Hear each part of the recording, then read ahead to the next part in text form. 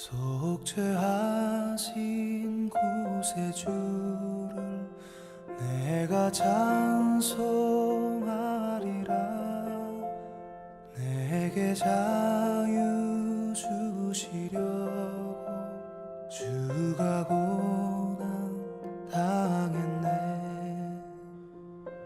크신 사랑 찬양하리. 나의 죄 사하려고 십자가에 돌아가신 나의 주 찬양하리.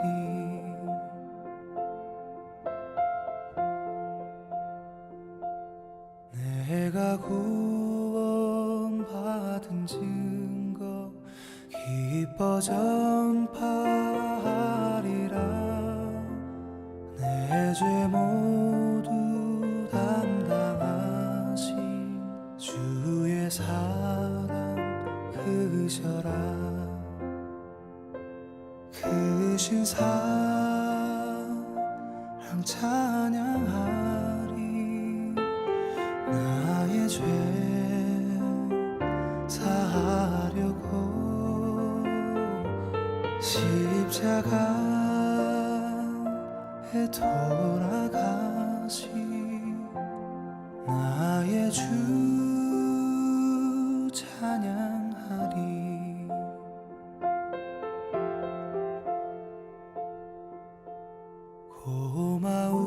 고마우신 구세주를 내가 찬송하리라. 죽음에서 생명으로 나를 인도하셨네. 크신 사랑 찬양하리. 나의 죄 사하려고 십자가에 돌아가신 나의 주 찬양하리.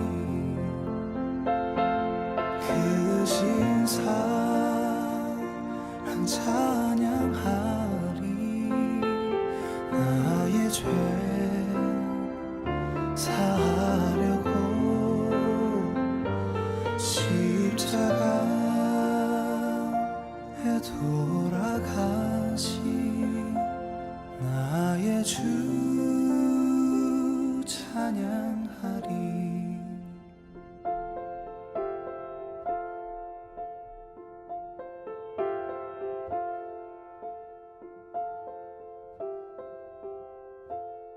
금요기도회를 비대면으로 진행하다 보니 또 영상으로 만나게 되었습니다. 우리는 전반기에 모세오경 특강을 통해서 모세오경 공부를 많이 했고 또 새벽 기도를 비롯해서 또 모세오경에 대해서 많이 다루었습니다. 특별히 저는 금요기도회 때 또 레위기에 있는 제사를 중심으로 이렇게 함께 살펴보고 있었는데 지난주에는 수요일에 함께 성경 공부 형태로 함께 만났었습니다. 자, 이제 다시 또 오늘 속죄제 두 번째 시간인데 오늘은 또 금요 기도에 맞게 또 이 속에서 함께 기도할 기도 제목을 찾아내고 또 말씀 가운데 들어가는 시간을 가지려고 합니다. 먼저 오늘 우리에게 주시는 본문을 함께 보도록 하겠습니다. 하나님께서 오늘 우리에게 주시는 말씀은 레위기 4장 22절에서 5장 13절까지입니다. 긴 본문이어서 읽는 것은 4장 24절까지만 읽겠습니다. 제가 하나님의 말씀을 봉독하겠습니다. 누가 그에게 깨우쳐 주면 그는 흠없는 수점소를 예물로 가져다가 그 수점소의 머리에 안수하고 여호와 번제물을 잡는 곳에서 잡을지니 이는 속죄제라.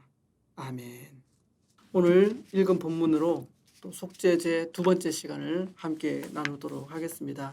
우리는 지난주에 살펴본 대로 속죄제가 무슨 뜻이냐? 말 그대로 속죄, 죄를 속하기 위해서 드리는 제사가 속죄제입니다.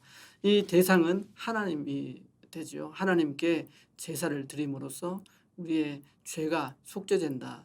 이런 내용을 담고 있게 되겠습니다. 이것이 바로 속죄제인데 지난 시간을 조금 복습을 한번 해보면 제사에는 반드시 해야 되는 의무제와 또는 해도 되고 하지 않아도 되는 자원에서 드리는 자원제, 자원제와 의무제가 나눠진다 했는데 우리가 레위기 제사에서 번제, 소제, 화목제 여기에 해당되는 것은 자원제입니다. 해도 되고 하지 않아도 되는 해도 되고 하지 않아도 된다는 말은 하고 싶으면 자발적으로 하는 그런 의미이고 강제적으로 반드시 의무적으로 해야 되는 제사가 속죄제 또는 속건제가 될 텐데 말 그대로 속 탕감하다라고 하는 의미가 담겨 있는 속 죄를 탕감하는 의미가 있죠. 또 어떤 해당하는 문제에 있어서 그것을 탕감하는 게 있죠. 그래서 속죄제, 속건제 여기에 대해서는 해도 되고 하지 않아도 되는 것이 아니라 반드시 어떤 거기에 해당되는 일이 당했을 때는 반드시 해야 되는 의무제입니다. 그래서 자원에서 드리는 경우에는 재물에 대해서 다소 여유가 있습니다. 여유가 있다는 말은 좀 융통성 있게 재물을 택할 수 있는데 의무제인 경우에는 강제성이 부여되기 때문에 재물에 있어서 특정 재물이 지정이 됩니다.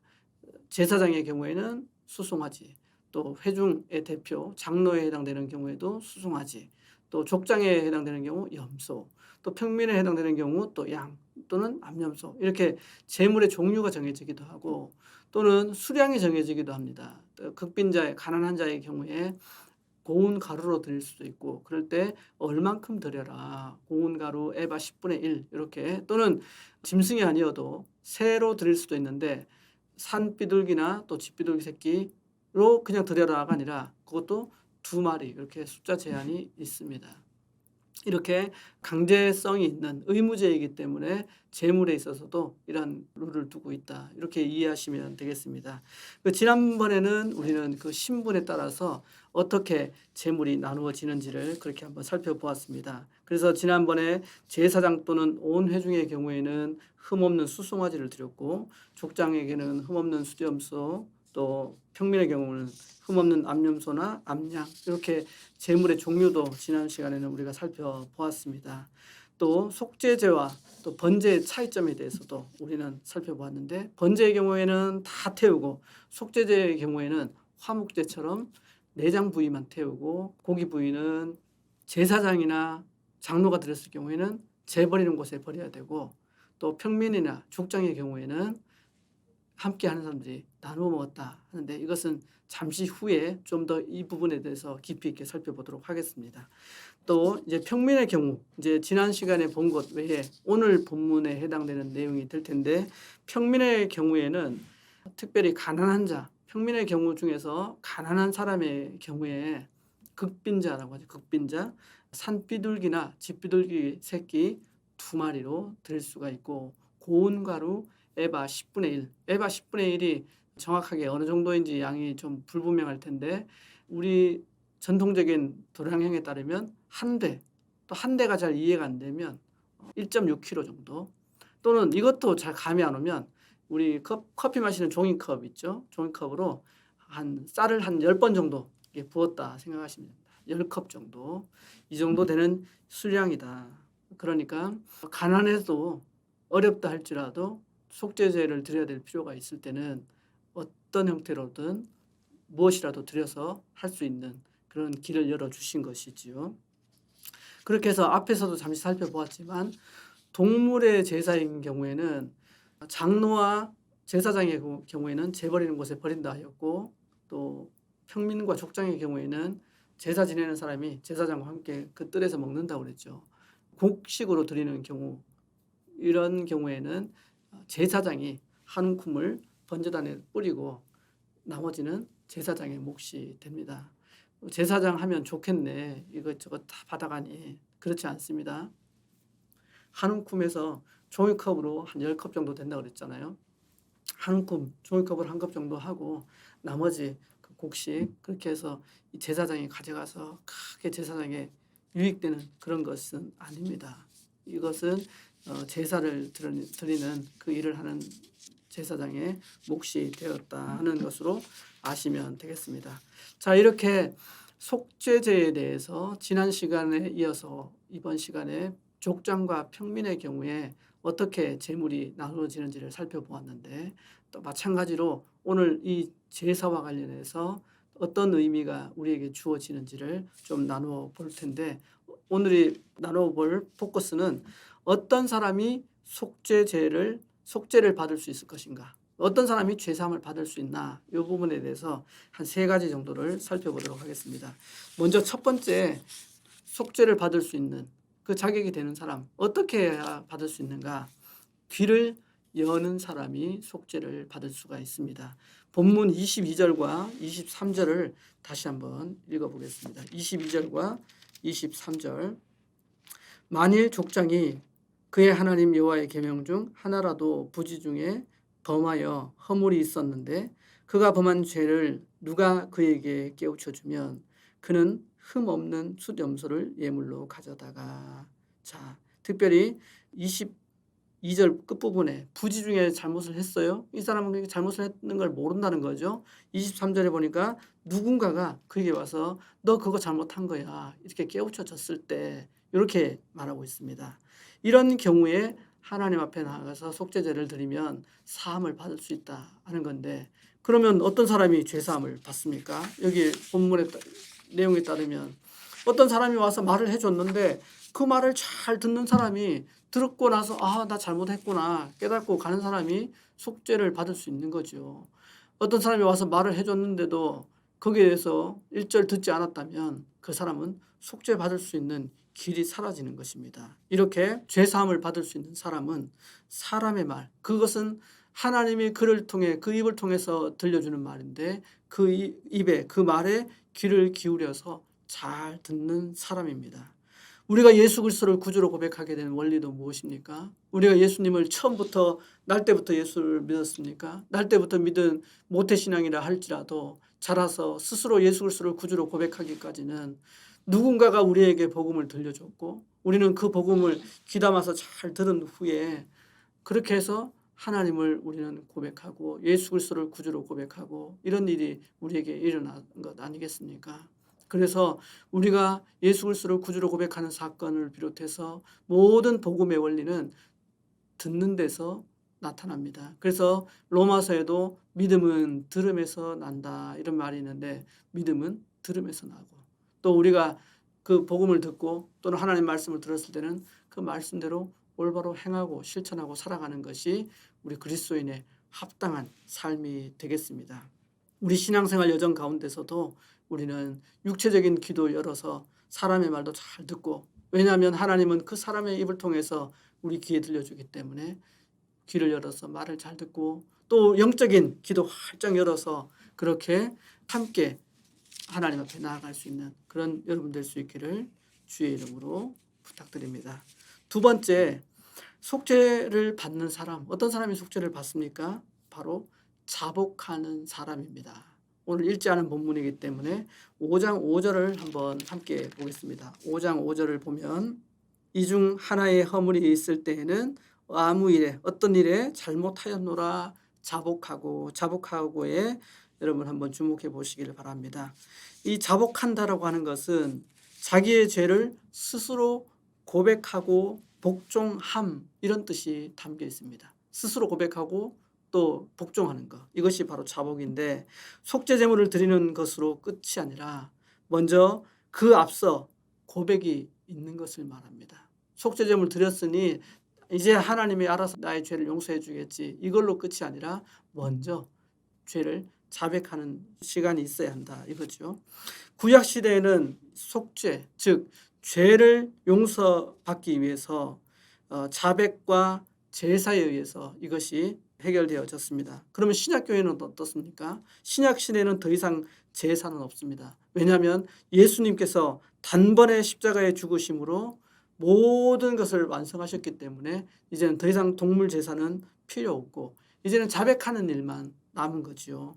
이것이 오늘날 우리가 신앙생활하는 우리에게도 반드시 필요한 것인데, 그렇다고 해서 로마 가톨릭 교회 천주교처럼 자신의 죄를 고백하는 데 있어서 사제를 찾아가서 저는 이런 죄를 지었습니다, 이런 죄를 지었습니다, 이것을 그들은 이 사제를 통해서 하나님께 올려져서 용서받는다 이렇게 생각하고 있지만 또 그렇게 하는 보혜 성사가 그들의 성례전 중에 하나이지만 우리 개신교에서는 그렇게 하지 않습니다. 왜냐하면 우리 모두는 다 하나님께 직접 자백할 수 있는 그런 길이 열려졌기 때문에 그렇습니다. 이른바 만인 제사장설이라고 하는 우리는 다 제사장이 하나님께 나아가듯이 나아갈 수 있는 길이 예수 그리스도로 말미암아 우리에게 주어졌기 때문에 우리 스스로가 하나님께 자백하고 나아가면 됩니다. 그것이 나 스스로가 잘못한 것을 알았을 때이든 또는 몰랐지만 누군가 우리에게 말해줘서 알게 되었다 하더라도 똑같이 하나님 저는 이런 죄를 지었습니다. 이렇게 고백하면 되는 것입니다. 우리의 원죄는 예수 그리스도의 보혈의 문제로 해결이 되었습니다. 그렇게 해서 우리의 구원의 문제는 해결되었고 또 일상에서는 우리는 그리스도인으로서의 삶을 살아가게 되는데 그때 우리가 짓는 죄들은 그때그때 고백함으로써 거룩한 삶, 성화의 삶을 살아갈 수가 있는 것입니다. 이런 삶이 여러분 삶 가운데 나타나기를 주의 이름으로 부탁드립니다. 마지막으로 속죄의 원리를 한번 또 보겠습니다. 이 속죄의 원리에는 바로 하나님의 사랑이 속죄의 원리입니다. 어떻게 속죄된다고요? 속죄의 원리는 바로 하나님의 사랑입니다. 본문 4장 26절, 31절, 또 5장 10절, 13절 다 읽을 필요가 없이 제가 두 개만 읽어보겠습니다. 5장 부분에서 5장 10절과 13절을 읽어보겠습니다. 5장 10절에 그 다음 것은 규례대로 번제를 드릴지니 제사장이 그의 잘못을 위하여 속죄한즉 그가 사함을 받으리라. 13절에도 제사장이 그가 이 중에서 하나를 범하여 얻은 허물을 위하여 속죄한즉 그가 사함을 얻으리라. 다른 본문에 있는 내용도 속죄한즉 그가 사함을 받으리라. 이런 내용이 계속 열거되고 있습니다. 죄 문제를 해결하러 온 사람에게 제사장이 속죄한즉 죄의 사함을 얻었다. 이런 내용입니다. 죄 용서 받으려고 자백도 하고 제물도 드렸는데 그 죄 문제가 해결되지 않는다면 어떻게 되겠습니까? 여간 큰 문제가 아니죠. 자백도 했고 제물도 바쳤는데 왜 나의 죄는 없어지지 않는가? 그래서 하나님은 사람들에게 어떻게든 부담을 주려고 하는 것이 아닙니다. 갖다 바쳐야 죄가 용서된다. 더 많이 바쳐라. 이렇게 부담을 주려고 하는 것이 아니라 하나님의 초점은 어떻게든 죄사함을 받을 수 있는 길, 용서함을 받을 수 있는 길을 열어주고 싶어하는 것입니다. 이것이 바로 하나님의 사랑입니다. 어떤 사람이 죄를 지었습니다. 너 죄 지었지? 이거 갖다 바쳐야 용서돼. 이렇게 어떤 면죄부를 발행하듯 자꾸 뭔가를 갖다 바치도록 하는 것이 아니라 죄 지었을지라도 하나님 앞에 나와서 자백하면 용서할 수 있는 길이 열리는데 바로 거기에 대해서 어떻게든 하나님의 사랑으로 그 길을 열어주려고 한 것입니다. 그래서 어떻습니까? 평민의 경우에는 경제적으로 어렵고 힘든 사람들이 죄사함을 받을 수 있도록 길을 열어줬잖아요. 암염소나 암양을 바쳐야 되는데 만약에 가난해서 그걸 바칠 수 없으면 평민들은 죄 용서함을 못 받는 것 아닙니까? 그래서 평민이라 하더라도 가난한 사람이라 하더라도 할 수 있도록 너 가난해? 그러면 산비둘기 2마리나 집비둘기 새끼 2마리 드려. 그러면 죄 용서함을 받을 수 있어. 이렇게 길을 열어준 것 아닙니까? 그것도 할 상황이 안 된 사람은 어떻습니까? 그것보다도 더 가난한 사람에게는 또 하나님이 또 길을 열어주셨죠. 고운 곡식으로도 그렇게 바칠 수 있도록 그렇게 길을 열어준 것 아니겠습니까? 이렇게 하나님의 사랑은 어떤 사람이든 하나님 앞에 나와서 죄사함을 받고 하나님의 자녀가 되는 것을 원하는 것이 됩니다. 만약 이렇게 생각해 봅시다. 어느 가정에서는 그럼 고운 곡식도 고운 밀가루도 한 대 바칠 수 있는 형편이 안 됩니다. 어떻게 됩니까? 성경에는 이 정도면 다 할 수 있다라고 하는 범위까지 해놓은 건데 설령 밀가루 한 대도 할 수 없는 사람이 됐다. 종이컵으로 밀가루 한 컵만 갖고 와도 하나님은 죄 용서함의 길을 열어주지 않았겠습니까? 하나님은 우리에게 재물을 원하신 것이 아니라 물질을 원하신 것이 아니라 하나님 앞에 나와서 자복하는 그 심령을 원하신 것입니다. 또 이 재물의 경우에 하나님 앞에 앞서 우리가 살펴보았던 내용 중에 제가 후반부에 한 번 더 다룬다고 했는데, 곡식으로 드린 가난한 사람의 경우에는 제사장이 한 움큼 해서 번제단에 태우고 제사장이 가져감으로써 속죄제는 끝이 납니다. 그런데 조금 평민들 중에서 또는 족장 중에서 형편이 돼서 고기로 짐승으로 드렸을 경우에는 화목제처럼 기름 부위는 태워서 드리고 나머지 고기는 함께 제사장과 거기 참여한 사람들이 나누어서 먹습니다. 화목제 제사와 비슷하지요. 하나님께 죄 용서함을 받으면 함께 화목해진다, 이런 의미가 있고, 또 함께 제사 드리는 사람들이 또 이 일로 인해서 누군가를 정죄하고 또 너 하나님 앞에 이런 죄 지었지 이렇게 정죄하고 심판할까 봐 서로 그 기회를 통해서 이 사람의 죄가 깨끗하게 용서가 되었구나, 이 사람이 새 사람이 되었구나, 그렇게 차별 같은 것이 없고 편견 같은 것이 없고 또 공동체가 그대로 신뢰성이 회복되게 하기 위한 그런 방편으로 그런 길을 열어놓으셨다, 이렇게 이해하시면 되겠습니다. 이제 오늘 말씀을 한번 정리해 보겠습니다. 오늘은 우리가 속죄제 중에서 지난 시간 제사장과 장로에 이어서 오늘은 족장과 평민의 경우에 어떻게 제사를 드리는 건지 그 방법을 살펴보았고 또 그 의미에 대해서 함께 나누었습니다. 그래서 나눈 것 중에 오늘날 어떤 사람이 속죄함을 받을 수 있습니까? 어떤 사람이 속죄를 받을 수 있습니까? 그것은 바로 귀를 열고 상대방의 말을 잘 듣는 사람. 우리가 예수 그리스도를 구주로 고백하게 된 것도 우리가 귀를 열었기 때문에, 복음을 잘 들었기 때문에 그렇게 된 것 아닙니까? 우리의 믿음이 자라는 것도 귀를 열고 하나님의 말씀을 잘 들을 때, 그때 우리의 믿음이 자라납니다. 또 어떻게 우리는 나누었습니까? 자복하는 사람, 하나님 앞에 자신의 죄를 고백하고 또 순종하는 사람. 이것이 옛날에는 짐승으로 드리는 제사가 있었지만 오늘날 예수 그리스도로 말미암아 더 이상 제사는 없고 하나님께 자백만 하면 된다 하였는데, 우리가 신앙생활하면서 우리가 잘못함을 깨달았을 때는 늘 하나님 앞에 회개하는 이러한 삶, 바로 성화의 삶이 되겠습니다. 그리고 마지막으로 속죄의 원리에 있어서 하나님의 사랑을 살펴보았습니다. 하나님은 어떻게든 우리에게 많은 것을 가져가려고 하시는 하나님이 아니라 어떻게든 우리에게 죄를 용서하고 어떻게든 우리에게 하나님의 화평을 보여주시려고 하시는 분이다 하는 것을 함께 오늘 말씀으로 살펴보았습니다. 이 말씀에 따라서 우리도 항상 하나님께나 사람에게 귀를 열고 경청할 준비를 하실 수 있기를 바랍니다. 또 우리에게 잘못이 있으면 하나님 앞에 자백하고 고백하면서 우리의 죄를 용서받고, 또 그리고 우리를 향한 그 하나님의 사랑을 항상 우리는 가슴에 담아서 그 하나님의 사랑을 누리고 경험하며 그렇게 살아갈 수 있기를 바랍니다. 우리 모두가 다 이런 삶을 살 수 있기를 주의 이름으로 축원합니다. 함께 기도할 합심기도 제목을 나누도록 하겠습니다.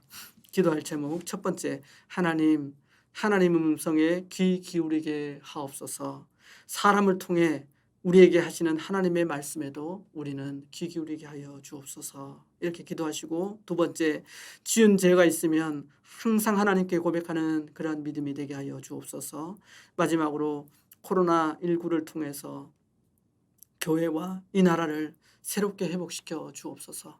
이 세 가지 기도 제목으로 하나님 앞에 간절히 기도하시고 또 각자 기도 제목으로 기도하시다가 주님 가르쳐 주신 기도로 마칠 수 있기를 바랍니다.